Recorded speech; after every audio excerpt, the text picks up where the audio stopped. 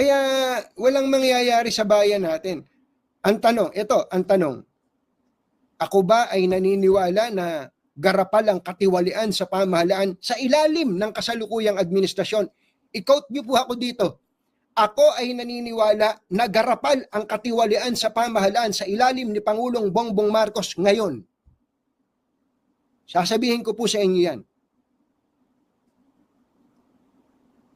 Garapal. Kaya, kung meron man pong dapat na umaksyon dito, dapat si Pangulong Bongbong Marcos. Si Pangulong Bongbong Marcos should act immediately. Ngayon na. Dapat